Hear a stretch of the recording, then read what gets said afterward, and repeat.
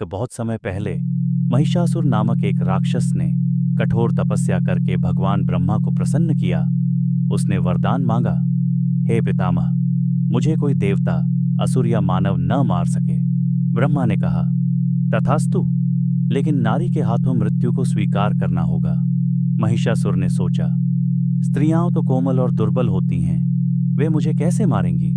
और वह निश्चिंत हो गया। वरदान पाकर महिषासुर ने तीनों लोकों में आतंक मचाना शुरू कर दिया।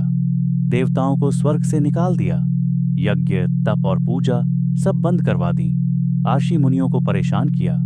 देवता भागकर ब्रह्मा, विष्णु और महेश के पास पहुंचे। शक्ति का प्रकट होना, मां दुर्गा का जन्म। देवताओं ने कहा, हे देवगणों के स्वामी, इस महिषासुर का अंत कोई देवी ही कर सकती है, अब आप ही उपाय बताइए। तब ब्रह्मा, विष्णु और महेश ने अपना अपना तेज निकाला।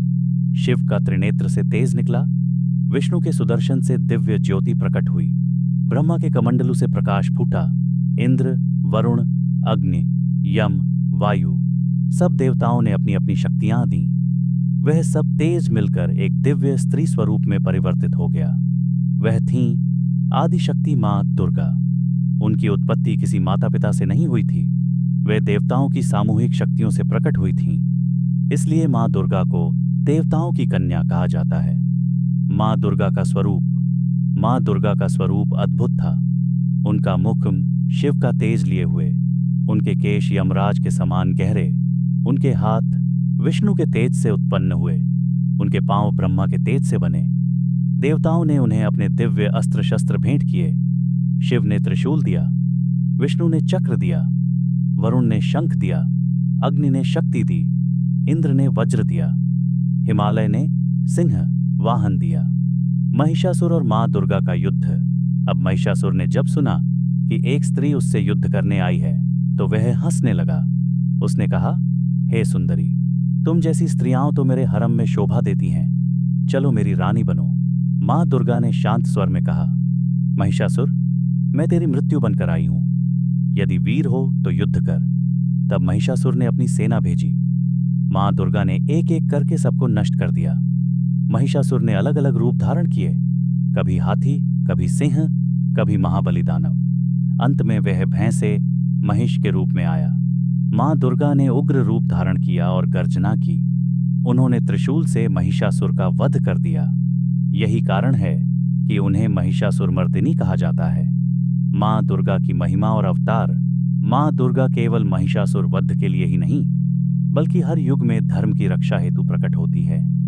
उनके नवरात्रि में पूजित 9 रूप हैं: शैलपुत्री, ब्रह्मचारिणी, चंद्रघंट कूष्मांडा, स्कंदमाता कात्यायनी, कालरात्रि महागौरी, सिद्धिदात्र।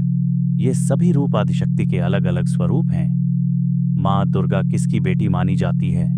पौराणिक मान्यता के अनुसार जब वे शैलपुत्री रूप में प्रकट हुईं तो उन्हें हिमालय की पुत्री माना गया, लेकिन असल में वे स्वयंभू शक्ति हैं। उनका जन्म किसी माता पिता से नहीं हुआ, इसलिए वे समस्त देवताओं की कन्या और जगत की जननी कही जाती हैं।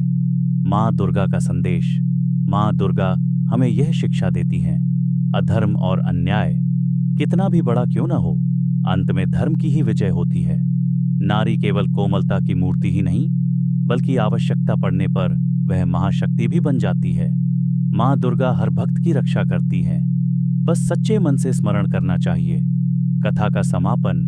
जब महिषासुर का वध हुआ तब देवताओं ने मां की स्तुति की, आकाश से पुष्पों की वर्षा हुई। तब से ही नवरात्रि उत्सव की शुरुआत हुई। जब मां दुर्गा की पूजा 9 दिनों तक की जाती है, अर्थ यह हुआ कि मां दुर्गा किसी साधारण मनुष्य की बेटी नहीं है। वे आदिशक्ति, जगत जननी और देवताओं के तेज से उत्पन्न हुई। कभी वे हिमालय की पुत्री कहलाती हैं, पार्वती रूप में, कभी जगत की माता, लेकिन असल में वे स्वयं जन्महीन और अनंत हैं। अगर मां दुर्गा की ये दिव्य कथा आपको अच्छी लगी हो तो हमारे चैनल को जरूर सब्सक्राइब करें। अगली कथा में हम आपको और भी अद्भुत रहस्य सुनाएंगे। हर कथा में महिमा है और हर कथा में भक्ति।